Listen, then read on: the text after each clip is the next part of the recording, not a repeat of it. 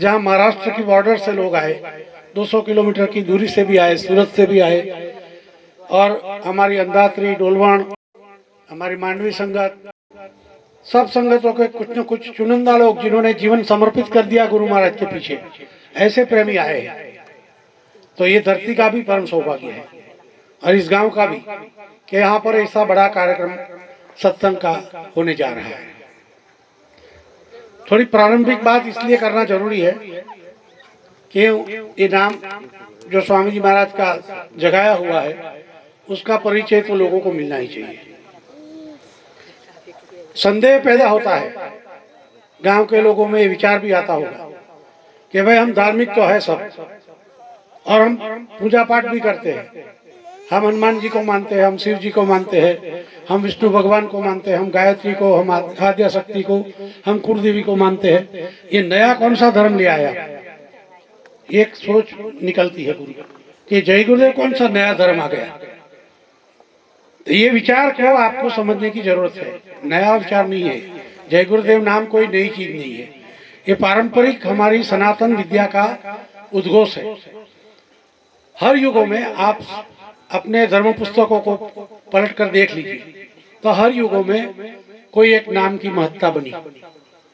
त्रेता युग में, सतयुग जब था तब तो सब लोगी और सब विज्ञानी थे, सब ध्यानस्थ हो जाते थे, चले जाते थे, चले आते थे, तो उसमें तो कोई बंधन था ही नहीं। मगर त्रेता लगा सतयुग के बाद, तब त्रेता में राम की महिमा गाई गई।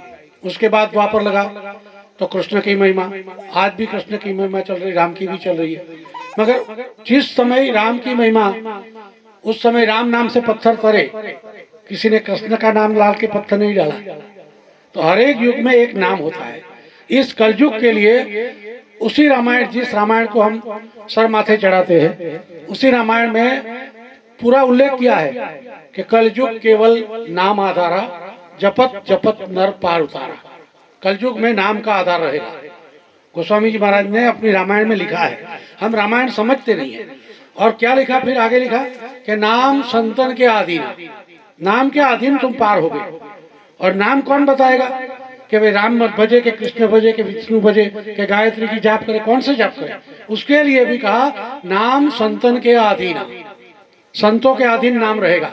वो जो निश्चित करे उस नाम से तुम्हारा काम बनेगा। तो रामायण में तो सब लिखा है। रामायण में ये भी लिखा है, एक राम दशरथ का बेटा, एक राम का सकल विस्तार, और एक राम घट घट में व्यापा, और एक राम सबसे न्यारा। चार राम दिखाए।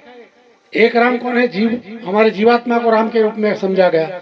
दूसरा, जिसने त्रिलोकी की रचना की, अनपिन ब्रह्मांड की, वो ओंकार पुरुष जिसकी बात कही गई, वो एक राम। और तीसरा, दशरथ के यहाँ राजा राम अवतार के रूप में आए वो।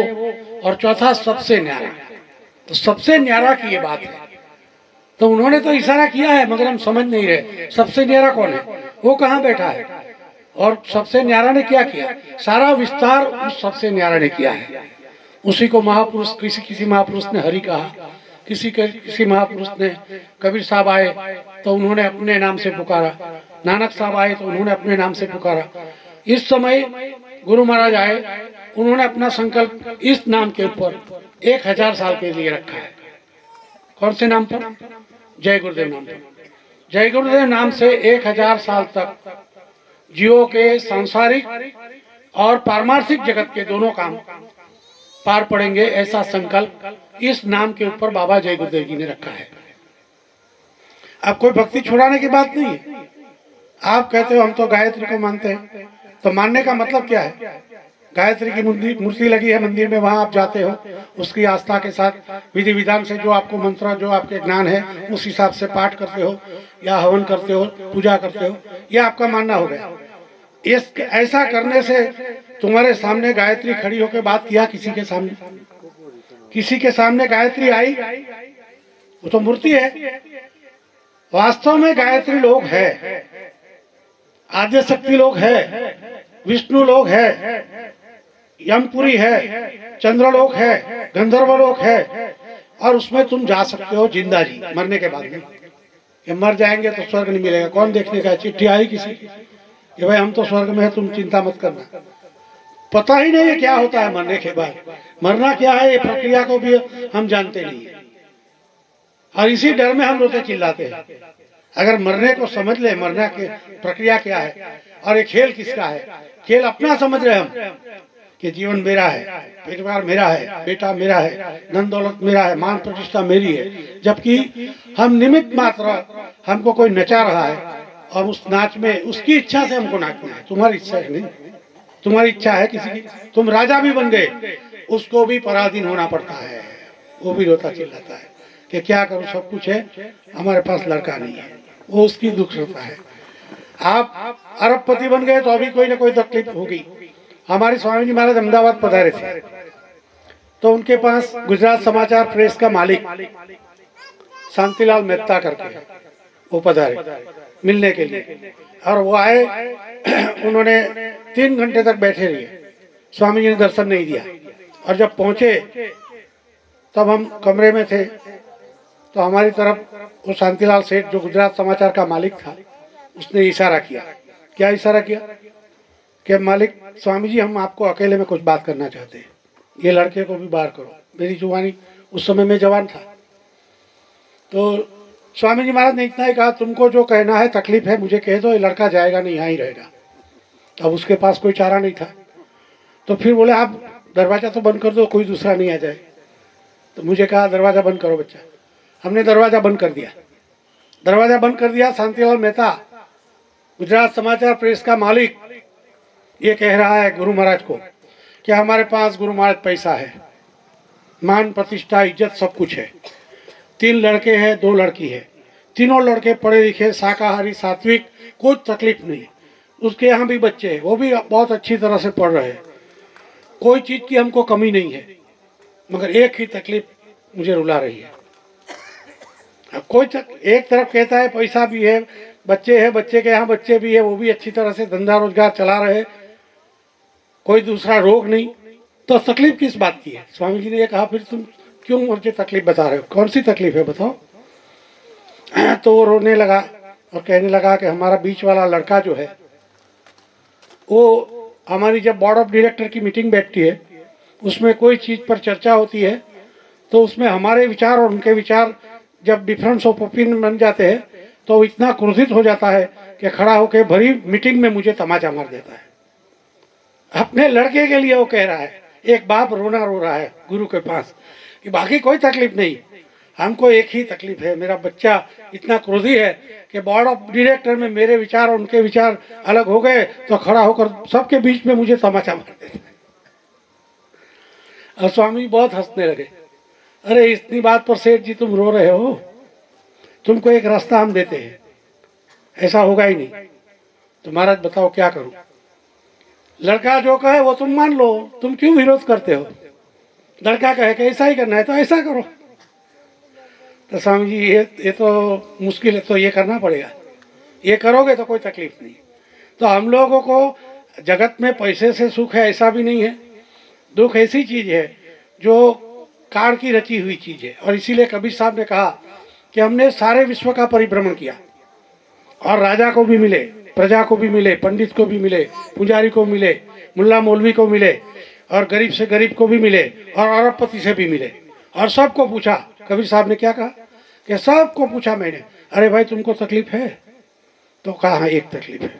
सब ने कहा, राजा ने भी, प्रजा ने भी, करोड़पति ने भी, और अमीर ने भी, गरीब ने भी, किसी ने ये नहीं कहा कि हमको कोई तकलीफ है ही नहीं। तो मतलब क्या है, उन्होंने निचोड़ के रूप में लिखा कि दुख की नगरी है, सुख का झोंका आता है, और ये तेरा घर नहीं है, दूसरे के घर में ठेकेदारी कर रहे हो, और ठेकेदारी की वजह से मार खा रहे हो। घर तेरा नहीं है, कुछ समय के लिए तुमको भेजा गया है, कुछ काम के लिए, मकसद है। और हमारे धर्म पुस्तकों में इशारा भी है कि किस वजह से हमको मनुष्य शरीर मिला है। 84 लाख प्रकार की योनियों में सर्वश्रेष्ठ योनि कहा गया उसको। मनुष्य तन के लिए कहा गया कि देव से दुर्लभ मनुष्य तन पायो, देवी देवताओं से भी दुर्लभ है। देवी देवता बन जाओगे आप, और आपको स्वर्ग भी मिल गया, आप इंद्र भी बन गए, आप विष्णु भगवान बन गए, वो भी महत्वपूर्ण नहीं है, उससे महत्वपूर्ण है मनुष्य का जन्म मिलना। यह हमारी पुस्तकों ने कहा। क्यों? क्योंकि उनका भी पुण्य पूरा होगा, देवी का, देवता का, विष्णु भगवान का, शिव भगवान का, ओमकार पुरुष का, तो उनको भी पुण्य पूरा होते ही नीचे धरती पर आना पड़ेगा मृत्युलोक में। यहाँ पहले जब उतरते हैं तो किसी राजा महाराजे के यहाँ, किसी करोड़पति के यहाँ उतरते हैं, जन्म लेते हैं। बाद में पाप पुण्य जो भी हिसाब होता है उस हिसाब से गधे, भेड़िए, सुअर, ऊंट, खच्चर उसी योनि में ढकेल दिया जाता है। उसी एक समय के ओमकार पुरुष धरती पर आकर कीड़ा बनेगा। और तुम्हारा हमारा एक शरीर ऐसा है जिसमें अगर सच्चे समर्थ गुरु मिल गए और उनके साधना का रास्ता हमने प्राप्त कर लिया तो तुमको इस चक्कर से निकलने का मौका है। हम निकल सकते हैं, हम मालिक बन सकते हैं। अभी कौन है? हम सब पराये धाम में बैठे हैं और गुलामी कर रहे हैं। हमारी इच्छा का कोई स्थान नहीं है। कोई ऐसी प्रार्थना करता है कि मुझे दुख दे दो, कोई करता है, फिर भी दुख मिलता है कि नहीं मिलता है? तो तुम्हारे हाथ में नहीं है, दुख भी नहीं, सुख भी नहीं है, रोग भी नहीं, निरोग भी नहीं, सारी चीज निश्चित करके। इसीलिए कहा गया पहले बनी दे, बाद में, पहले बना प्रारब्ध, बाद में मिली दे। प्रारब्ध निश्चित हो जाता है कि इस प्रारब्ध, इतने कर्मों को भोगने के लिए इस परिवार में, इसको इस गांव में बेटा बना के इसके यहाँ भेजो। सारा निश्चित भोग है। कौन बेटा बनेगा, कौन बेटी बनेगी, कौन भाई, कौन दोस्त, कौन दुश्मन, सारी चीज निश्चित करके कोई उतारता है। माँ के गर्भ में 5 महीने के बाद ब्रह्मा जी जीव को डालते हैं, विष्णु भगवान शरीर का विकास करते हैं और शिव जी उसमें से निकालने का काम करते हैं जीव को, मृत्यु। तीनों चीज अलग अलग देवी देवता को सौंपा गया है। ब्रह्मा जी जीव डालते हैं, सर्जन का काम, विष्णु भगवान विकास का, और शिव जीव को निकाल के मृत्यु में ले जाते हैं। ये प्रक्रिया करने के लिए उन तीनों देवों को नियुक्त किया गया। किसने? आद्याशक्ति ने। आद्याशक्ति ने मृत्युलोक का संचालन इस तरह से चलाने का काम 3 देवों को सौंपा। और उनके पिताजी हमारी साधना का पहला नाम, जिसको लोग ईश्वर कहते हैं, ईश्वर, मुसलमान खुदा कहते हैं, और उसकी पत्नी है आद्याशक्ति। आद्याशक्ति के अंडर में सारे 33 करोड़ देवी देवता और सारे 14 भुवन, मुसलमान जिसको 14 तबक कहते हैं, वो सब आद्याशक्ति के अधीन है। शक्ति इतनी पावरफुल है। और आद्याशक्ति का जो पति है, इसको ईश्वर कहा गया। ईश्वर के 3 लड़के, मानस पुत्र जिसको कहा गया, वो ब्रह्मा विष्णु महेश। मगर उन ब्रह्मा विष्णु महेश को ये पता नहीं कि ईश्वर हमारे पिता है। और तुमको हमको सारा खेल पूरा नीचे से लेकर ऊपर का विस्तार गुरु महाराज ने संत मत के माध्यम से बख्शिश कर दिया। क्या कहा? तुम्हारी तीसरी आंख खुलेगी। पहली बात तो ये कि सबके पास तीसरी आंख है। 2 आंख तो सब जानते हैं, दिखती है। तीसरी आंख दिखती है तुमको? कहाँ है? दिखो, दिखती है, मगर है। तीसरी आंख भी है, तीसरा कान भी है, तीसरा नाक भी है, और इसको खोलने की चाबी सदगुरु देता है। और उसी तीसरे आंख, तीसरे नाक, तीसरे कान से ही तुम उन ब्रह्मांडों में मुसाफरी कर सकते हो, जा सकते हो। साक्षात आद्य शक्ति लोक में, साक्षात विष्णु लोक में, साक्षात गायत्री लोक में। और वहां तुम्हारे जाने पर तुम्हारा स्वागत गायत्री शक्ति, गायत्री देवी, गायत्री माता तुम्हारा स्वागत करेगी। और जब इस स्वागत का दृश्य और सामने गुरु महाराज का सिंहासन, और उस सिंहासन पर बैठ के गायत्री उनकी हाथ जोड़ के बिन्नत करती होगी, उस दृश्य को जीव जब तक अंतर का खेल नहीं देखता तब तक इसको हाड़मास ही समझता है। हाड़मास नहीं है गुरु, वो पूरी ताकत होती है, पूरा खेल, पूरा भेद। तो सारा विस्तार कैसे महापुरुषों ने बताया कि देवी देवता, उसके ऊपर आद्याशक्ति, आद्याशक्ति के ऊपर इसका पति ईश्वर, उसके ऊपर माया, माया का पति फिर ओमकार पुरुष। और हमारी वैदिक संस्कृति ने इतना बताया कि ओम के ऊपर कुछ नहीं है। महापुरुषों ने, संतों ने कहा नहीं, ऐसा नहीं है, ओम के ऊपर भी कुछ है, और वो है पार ब्रह्म। तुम प्रार्थना गाते हो ना, गुरु ब्रह्मा, गुरु विष्णु, गुरु देवो महेश्वरा, गुरु साक्षात पार ब्रह्म गाते हो ना, मगर पता नहीं पार ब्रह्म क्या है। पार ब्रह्म वो है जो ओमकार से भी कोई ऊपर बैठा है, उसके लिए कहा है। तो तीसरा है पार ब्रह्म। और ओमकार के ऊपर में प्रकृति है, प्रकृति का पति पुरुष के रूप में पार ब्रह्म पुरुष, उसके ऊपर महाकाल, और उसके ऊपर सचखंड, सचखंड के ऊपर अलख, अलख के ऊपर अगम, और अगम के ऊपर अनामी धाम से बाबा जय गुरुदेव पधारे हैं। और हम सब जीव भी जितने भी है इस धरती पर और ऊपर के तमाम मंडलों में, वो सब भी सचखंड से ही पधारे हैं, भेजे गए हैं, उतारे गए हैं जबरदस्ती। और इस खेल में अब निकलने का एक ही चैनल बना है कि इंसान बनेंगे तब तुम छटक सकते हो, नहीं तो पीछे जाओगे। गधा, सुअर, भेड़िया, ऊंट, खच्चर, पेड़ पौधे, वनस्पति, सारी योनि परिवर्तन के चक्कर से जब देवी देवता बाकात नहीं, ओमकार पुरुष खुद कीड़ा बनेगा, तो तुमको हमको कौन बचाएगा। मगर तुमको हमको जिस दिन बाबा जी ने नामदान दिया उसी दिन अभय वरदान दिया कि तुमको हम नीचे नहीं जाने देंगे, ऊपर से ऊपर ही पार कर देंगे। बहुत बड़ी दया है। हमको घर बार छोड़ना नहीं है, संसार को छोड़ के जाओ जंगल में भक्ति करो, ऐसा सिखाया नहीं गया। घर बार में ही रहना है। और साधु बनने की तो कह ही दिया कि साधु बनना ख्वाब में भी मत सोचना, भगवान कभी नहीं मिलेगा साधु बन के, संसार में ही मिलेगा। संसार कैसे जीना वो जुक्ति देते हैं, और कैसे जीने में जिस भाव से हम अभी जी रहे हैं कि ये मेरा है, ये मैं कर रहा हूँ, वो भाव अज्ञानता का है। अगर तेरा होगा तो तू फेल क्यों होता है? तू कर ले, तेरी इच्छा से नहीं होता है, इच्छा से नहीं होता है। कभी कभी सक्सेस हो गए तो ये समझते हैं कि हमने सफलता प्राप्त कर ली, अब हमारे ऊपर कोई नहीं है। और जिस दिन गिरे तो अरे ये तो ऐसा हो गया, नहीं तो मैं तो गिरता ही नहीं। ये अज्ञान भाव है। हमारे सामने अनेक प्रमाण मिले। अर्जुन कितना बाणावड़ी था, कितना बड़ा सुरवीर था, और सारे गुरु तक के मैदान में सबको परास्त कर दिया, गुरु तक को हराया। हराया कि नहीं हराया? फिर भी उसी अर्जुन को अपनी औकात दिखाने के लिए काल ने बताया कि काबे अर्जुन लूटियो यही धनुष यही बाण। धनुष यही था, बाण भी था, मगर फिर भी युद्ध के बाद जब अपने परिवार को लेकर घूमने निकला, यात्रा पे निकला, उस समय काबा नाम की लुटारू प्रजा से अपने परिवार को बचा नहीं सका। तो शक्ति कहाँ गई अर्जुन की? ताकत कहाँ गई? इतना बड़ा बाणावीर जिसने गुरु को परास्त कर दिया और जितने बड़े बड़े तपस्वियों को महत कर दिया, ऐसे अर्जुन को एक सामान्य लुटारू प्रजा अपने परिवार को नहीं बचा सका और लूट के चले गए। मतलब तुम कुछ नहीं हो, कहना ये चाहते। काबे अर्जुन लूटियो यही धनुष यही बाण। समय समय बलवान है, ना ही मनुष्य बलवान। समय बलवान होता है। तुम्हारा समय सफलता में जाएगा तो तुम अपने को बलवान समझने लगते हो। हम तो निमित्त मात्र है, अपनी इच्छा से एक पत्ता भी हम नहीं ला सकते। आपको हमको स्वामी जी महाराज, अभी आपने इस गांव में सुना कि आप हमारे जो प्रेमी आए उन्होंने रैली निकाली और पूरे हिंदुस्तान में सब जगह लिखा है कि बाबा जी का कहना है शाकाहारी रहना है। आपने सुना भी है और पढ़ा भी है, और दूसरे गांव में गए वहां भी देखा है। ये बात पिछले कम से कम 20 साल से गुरु महाराज चला रहे हैं, और उसके चलाने के साथ में ये भी कहा कि अगर हमारी बात को आपने सुनी अनसुनी कर दी तो आगे ऐसे ऐसे महामारी, ऐसे ऐसे रोग आएंगे जिसकी डॉक्टरों के पास रोग का नाम भी नहीं होगा और दवाई भी नहीं मिलेगी, और लाशों पे लाशों का होगा नज़ारा। सुने तो जाओ संदेश हमारा, लाश के ढेर लग जाएंगे, उठाने वाला नहीं मिलेगा। इस परिस्थिति का वर्णन बहुत समय पहले उन्होंने कर दिया। आपको हमको ये कहा कि बच्चे, जिस चीज को तुम निर्माण नहीं कर सकते उस चीज को बिगाड़ने का अधिकार तुम्हारा नहीं है।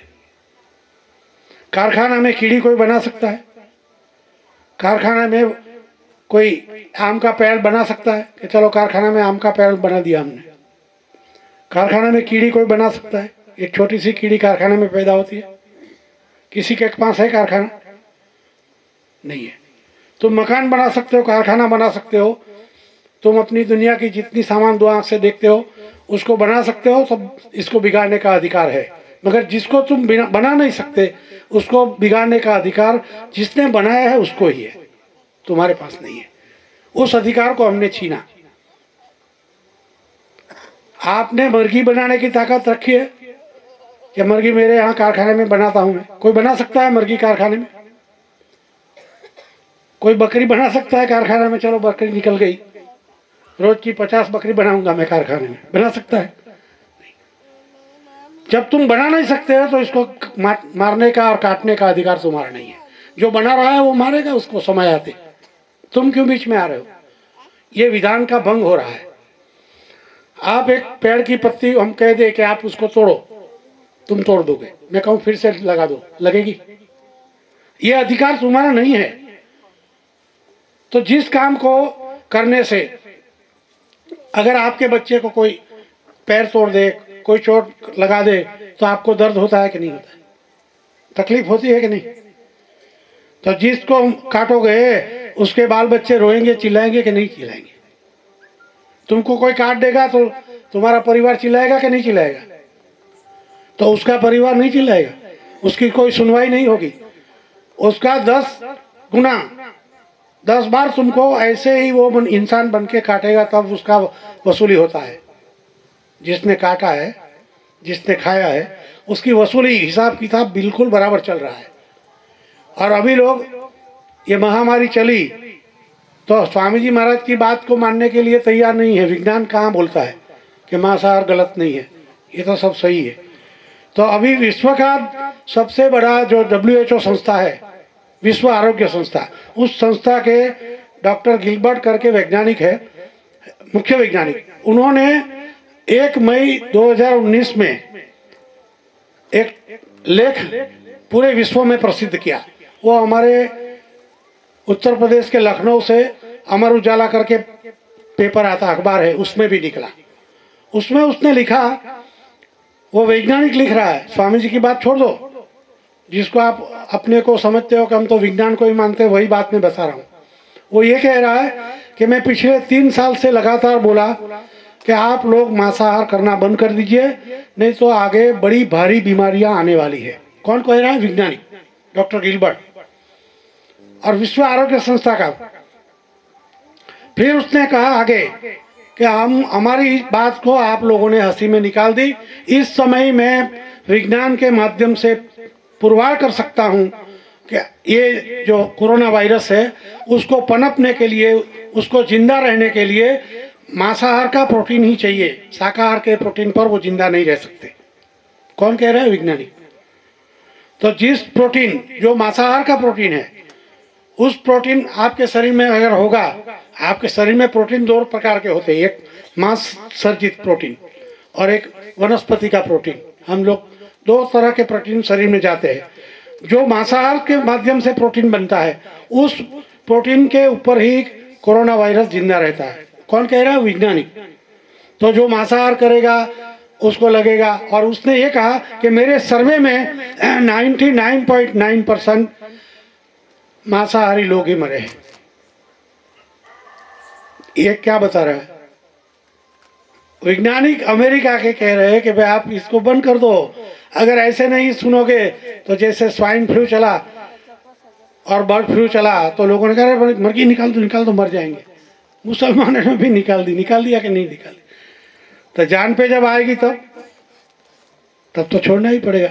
मार खा के छोड़ो, इसके पहले तो सुधर जाओ। क्यों मार खा के छोड़ रहे?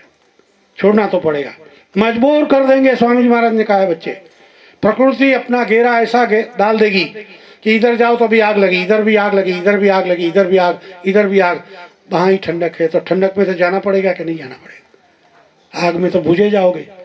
तो हर तरह से प्रकृति घेरेगी। आपने प्रकृति के कानून को तोड़ा तो प्रकृति आपके थप्पड़ लगा रही है, मगर दिखती नहीं है। आप कहते हो पाक बिल्कुल बहुत फसल अच्छी है और अब की बार बहुत अच्छी आमदनी होगी, और आखिर में कीड़ा लग गया, तो तुम्हारे कर्म बरसे कीड़ा के रूप में। कुदरत बराबर बैलेंस कर देती है। समय से बरसात नहीं होती है और नहीं चाहिए तब बरसात आ जाती है, बोले पाक खत्म हो गया। तो ये सब कुदरत के तमाचे हैं। अगर तुमने कुदरत के कानून को तोड़ा तो कुदरत तुम्हारी बिल्कुल बराबर हिसाब किताब कर लेती है। उसको तोड़ो मत। जिस कानून को कुदरत ने बनाया उस कानून को आप तोड़ोगे तो आपकी व्यवस्था कुदरत भी हटा देगी। और व्यवस्था बनानी है तो कुदरती तत्वों के अधीन चलो। इस शरीर का ही दाखला ले लो। अगर आप यहाँ कोई घाव हो जाए, आपके शरीर में मिट्टी लग जाए, कंकड़ लग जाए, धूल लग जाए, तो मवाद बन के फेंक देगा, अंदर एक्सेप्ट नहीं करता है बॉडी। कोई भी बाहर की चीज प्रकृति एक्सेप्ट नहीं करती। तो ये शरीर का भी ये नियम है, बाहर की चीज एक्सेप्ट नहीं करेगी। तो ऐसे ही ये प्रकृति बनाई है, उसको तुमको तोड़ने का अधिकार नहीं है। और कोई भी धार्मिक पुस्तक ने हिदायत नहीं दी है, कुरान शरीफ में भी नहीं है और आपके बाइबल में भी हिदायत नहीं है। सब धर्म पुस्तकों ने मांसाहार के खिलाफ बहुत बड़ी हिदायतें दी है। मुसलमानों को कहा गया मुसल्लम, ईमान, रहमान, 3 गुण की जो मूर्ति है, मुसल्लम, ईमान और रहमान, तीनों गुणों की मूर्ति जो है वो है मुसलमान। तो आपके पास स्वामी जी कहा करते थे, आपके पास न मुसल्लम है, न ईमान है, न रहमान रहम है, तो आप मुसलमान नहीं, आप काफिर हो चुके हो। और हिंदुओं को भी कहते हैं कि आपके साथ दया नहीं, प्रेम नहीं, इंसानियत नहीं, तो आप भी काफिर हो चुके हो। न स्वामी जी को हिंदू मानते हैं, न किसी को क्रिश्चियन मानते हैं, न किसी को मुसलमान मानते हैं, न आपको आदिवासी समझते हैं। इंसान सब हमारे लिए बराबर के हैं। और न कोई धार्मिक विवाद उन्होंने खड़ा किया। वो तो ये कहते हैं जिस देवी की तुम आस्था से पूजा करते हो उस देवी को साक्षात मिलाने का रास्ता मैं तुमको दूंगा। संसार में रह के, संसार में ही रहो, और जिस देवी की तुमने आस्था से पूजा की, आद्या शक्ति, तो शक्ति लोक में जाओ, कहाँ बैठिए और तुम रूबरू बात करके फिर नीचे आ जाओ। इस शरीर की चेतना के एक हिस्से को साधना में ऊपर ले जाने की युक्ति गुरु महाराज देते हैं। ये शरीर में चेतना जो फैली है, हमारी आत्मा, वो 2 हिस्से में काम कर रही है। एक हिस्सा हमारा श्वास और फेफड़ा चलाता है और हृदय को, और दूसरा हिस्सा है वो सेंसेसरी पार्ट। इसको कहा गया कि शरीर की देह की अवस्था का भान कराता है। कोई चीज ठंडी लगी, कोई गर्म लगी, किसी ने काट दिया, तो पूरे शरीर में कहीं भी काटा आपको मालूम पड़ जाता है। वो जो करंट फैला हुआ है पूरे शरीर में, उस करंट को यहाँ से उठा के सीधे उस मंडलों में ले जाते हैं, देवी के, देवता के, आद्य शक्ति के। शक्ति के ऊपर में ईश्वर बैठे, ईश्वर के ऊपर में फिर मायालोक, मायालोक के ऊपर में फिर ओमकार पुरुष, ओमकार पुरुष के ऊपर में फिर आपकी प्रकृति, प्रकृति के ऊपर में आपके फिर पारब्रह्म पुरुष, पारब्रह्म के ऊपर में फिर महाकाल, और महाकाल के ऊपर सचखंड। और सचखंड से सारी रचना सचखंड से हुई है। जितने भी जीवात्मा है सबके सब अलग अलग खोल में जो कैदी बना के रखे हैं, वो सब सचखंड से उतारे गए हैं। और उसी सचखंड के आने जाने का रास्ता हमने पा लिया तो हमारे ऊपर किसी की बंधन, किसी का कानून नहीं रहेगा। हम स्वयं मालिक क्या कहते, गुरु महाराज ये कहते हैं कि बच्चे, मैं आपको चेले बनाने नहीं आया हूँ, मैं तो ये चाहता हूँ तुम भी गुरु बन जाओ। जो शक्ति मेरे पास है वो समान पूरी शक्ति तुम्हारे सबके पास है। तुम जैसे मैंने साधना की ऐसे तुम कर लोगे तो तुम खुद अपनी इच्छा से ब्रह्मांड की रचना कर सकते हो, बैठे बैठे, यहाँ बैठे बैठे। एक मकान बनाने की बात नहीं, तुमने इच्छा की और ब्रह्मांड की रचना हो जाएगी। कब? जब साधना करके तीसरे मंडल को पार कर दोगे तो आपके अंदर वो शक्ति आ जाएगी। आप, ये कोई ठेकेदारी नहीं है कि वो गुरु ही कर सकता है, ये कोई ठेकेदारी नहीं। गुरु महाराज ने हम सबको कहा, इन आदिवासी हो, कोई भी जाति का हो, कोई ऊंचा हो, नीचा हो, गोरा काला, कोई मतलब नहीं, हिंदू मुसलमान, सबसे बिना भेदभाव के इस ज्ञान को बांटा। और एक ही विश्व का महापुरुष है जिन्होंने गुरु पूर्णिमा के दिन 35 करोड़ जिसके शिष्य है, 35 करोड़ जिसकी रसीद कटी है, ऐसे गुरु महाराज ने 4 मंच लगा पर गुरु पूर्णिमा के शुभ अवसर पर अपने शिष्यों की आरती उतारी। शिष्यों की आरती गुरु उतारता है कोई? गुरु पूर्णिमा के दिन गुरु की पूजा होती है कि शिष्य की होती है? मैं साहब आप लोगों को पूछता हूँ, किसकी पूजा होती है? करते हैं कि नहीं गुरु की पूजा? सब संप्रदाय वाले, चाहे आपके 10 शिष्य हो तो भी आपके शिष्य गुरु की पूजा करता है। ये ऐसे गुरु है जिन्होंने ये कहा कि मैं आपको मालिक की अंश समझता हूँ, तो चेला कैसे कहूँ? जो मालिक बैठा है सबसे ऊपर, उस मालिक की अंश तुम्हारे में है, और तुम भी गुरु, मैं भी गुरु। तुम पलट लो और साधना करके शक्ति प्राप्त कर लो तो तुम भी बाबा जय गुरुदेव हो। मैं गुरु बनाने निकला हूँ, चेला बनाने नहीं आया हूँ। ऐसा महापुरुष धरती पर आज तक नहीं आया। कोई अपनी मोनोपोली नहीं रखी है, सारे रास्ते भेद के खोल के दे दिए कि ऐसे ऐसे साधना करो और तुम चले जाओ, चले आओ, चले जाओ, चले आओ। कितने लोग जाते आते हैं, आपको थोड़े बताएंगे। मना किया है कि इसको गुप्त रखो। तो ये साधना करके आप सब कर सकते हो। आगे समय बहुत भयावह आएगा। आपको एक चीज ये भी समझनी चाहिए, धार्मिक परंपराओं का कोई विरोध नहीं। जो धार्मिक मंदिर बने, मस्जिद बने, गिरजाघर बने, उन ठेकों में वास्तविक जो मूर्तियां रखी है, उन मूर्तियों के लोगों में ले जाने का काम, ले जाने की विद्या बाबा जय गुरुदेव हमको देते हैं। विरोध नहीं है कि ईश्वर को नहीं मानते, गायत्री को नहीं, गायत्री है वो तो कहते हैं, मगर साक्षात गायत्री लोक में जाओ, मैं तुमको रास्ता दे रहा हूँ। साक्षात इंद्रलोक में जाओ, मैं तुमको रास्ता देता हूँ। साक्षात मिलो, उससे बात करो, वो स्वागत करेंगे तुम्हारा। और तुम्हारा जब देवी देवता स्वागत करे, तब तुमको गुरु की महिमा पता चलेगी कि इतने बड़े महापुरुष, कि हमारा गुरु महाराज की वजह से हमारा स्वागत हो रहा है इंद्रलोक में, वैकुंठ लोक में हो रहा है, शिवलोक में हो रहा है। तो आप क्यों, वो जानते हैं कि इनको रास्ता मिल जाए, ये पार हो जाएंगे। और हमको भी मनुष्य शरीर में जाके उस समय ऐसे गुरु हो गए तो हमको रास्ता मिलेगा। तो वो तरस रहे, जो रास्ता हमको मिला, जो शरीर हमको मिला, उसकी अहमियत, उसकी कीमत हमको नहीं है। हमारी पूरी एनर्जी 2 आंख के विस्तार में लगी है। तीसरी एनर्जी जो हमारी जागरूक करने की ताकत हमारे में पड़ी है, उसको अगर हमने जागरूक कर लिया तो आप बैठे बैठे अपने काम करोगे, दौड़ने धूपने की जरूरत नहीं रहेगी। मगर हमने तीसरी आंख को समझा ही नहीं कि तीसरी आंख कहाँ है, दिखती ही नहीं है। तो तीसरी आंख खोलने का रास्ता संसारियों को देते हैं गुरु महाराज, बिना भेदभाव के। किसी धर्म का, संप्रदाय का विरोध नहीं, संप्रदाय की भक्ति कहाँ है, वो लोग कहाँ है, उसमें जाने का रास्ता देते हैं। दूसरी बात, 1983 में दिल्ली की बोट क्लब पर हिंदुस्तान के इतिहास में सबसे बड़ी क्रांति उन्होंने घोषित की और उन्होंने आदेश दिया कि हमारे कहने पर और देश के खातिर 1 करोड़ बच्चे 3 महीने के अंदर कपड़ा फेंक दे और कंतान को धारण कर ले। 3 महीने के अंदर 19 जून 1983 में आदेश हुआ।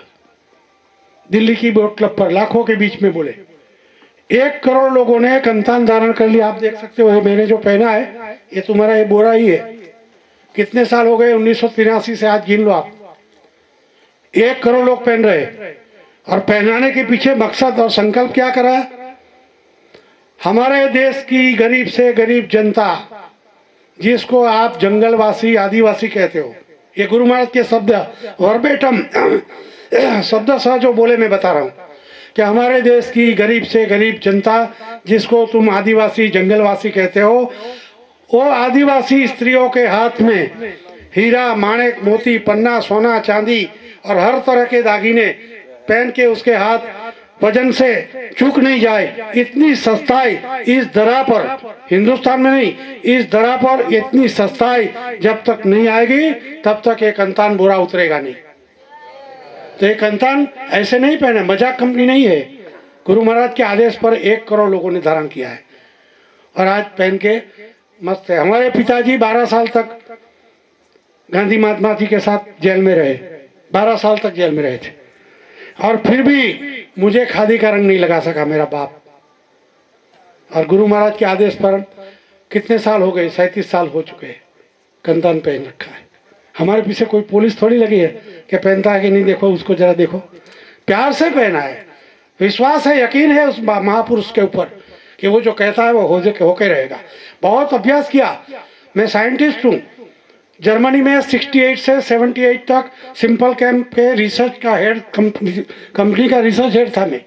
और यहाँ इंडिया में आके फिर फैक्ट्री शुरू की और बाद में स्वामी जी का संपर्क हुआ, सब छोड़ के अब बच्चे संभाल रहे। हम भी संसारी है, ऐसा तो है नहीं कि हम संसारी नहीं, मगर संसार कैसे जीना और कैसे अपनी संसार में अपनी सांसारिक व्यवस्था के साथ जिस लक्ष्य से अपने को शरीर मिला, ये देह जो मिला, बेशकीमती कहा गया, सबसे महत्वपूर्ण शरीर, उस शरीर के माध्यम से अपने धाम में चले जाने का रास्ता प्राप्त कर लेना। तो महापुरुष एक कितनी बड़ी क्रांति लेके आए विश्व में, पूरी धरती पर। और जब लोगों ने ये कहा, सुना कि ये कंतान पहना के मैं बाबा जय गुरुदेव तुमसे जो वादा करता हूँ, क्या बोले कि मैं बाबा जय गुरुदेव इनको कंतान पहना के तुमसे जो वादा करता हूँ, उस परिवर्तन को हम अगर न करा सके तो मैं उनके कंतान भी फेंकवा दूंगा और घास फूस की लंगोटी पहना के फिर से नए तपस्या कराऊंगा, मगर तुमसे जो वादा किया वो पूरा करके न दिखा दूं तो बाबा जी को बाबा जी मत कहना। तो पागलपन नहीं है, बहुत बड़ी संकल्प शक्ति है। बहुत अभ्यास किया गुरु महाराज के पीछे। प्राकृतिक चेंजेस, राजस्थान के रण में जैसलमेर में हम घूम रहे थे, 72 की बात बता रहा हूँ। तो उस समय जिस जगह हमारा पड़ा हुआ जैसलमेर में, वहां पर पानी ढूंढने के लिए हम निकल गए, पानी मिल ही नहीं रहा था। अब इतना बड़ा काफला चल रहा है, पानी तो लगेगा ही। तो पानी की ढूंढ में 4-5 किलोमीटर घूम के आए, पानी मिला नहीं। बहुत दूर एक कुआं ऐसा किसी ने बताया, तो फिर वहां गए 8 किलोमीटर दूर, और वहां बहुत बड़ा 1 एकड़ का डायमीटर का कुआं था। तो उसमें गए, उसको कहा मालिक को, भाई कि हमारे स्वामी जी का काफला आया है, आपके कुएं में से थोड़ा पानी हमको दे दो। तो कहा कि आप ले जाओ, जाओ अंदर से। तो हम जाके अंदर देखा तो पानी सूखा था, क्या ले जाए। फिर हमने कहा भाई पानी तो पीने का दो हमको। हमने मांगा, पानी पीने का दिया नहीं, देगा कैसे। तो उसने 1 गिलास और 1 चम्मच लाया और हमको कहा हाथ पकड़ो, 1-1 चम्मच बोले ले लो पानी। पीने का पानी तुमको मेहमान को न दे सके, ऐसी परिस्थिति के एरिया में हमारा कार्यक्रम हो रहा था। 72 की बात कर रहा हूँ। और उन्होंने कहा कि 24 किलोमीटर से 1 मटका पानी हमारी बहनें लाती है, उस 1 मटके से हमें चलाना है। इसमें खाना पीना रसोई जो भी कहो सब उसी में आ गया। हम आपको पानी कैसे देंगे। यहाँ 12 साल से पानी आसमान से गिरा ही नहीं, ऐसा बोल रहे थे। तो सब बहुत भीड़ आई, ऊंट की ऊंट गाड़ियां सारी लाइन लग गई। सबको आशा थी कि इतने बड़े महापुरुष आए तो हमको बारिश दे देगा।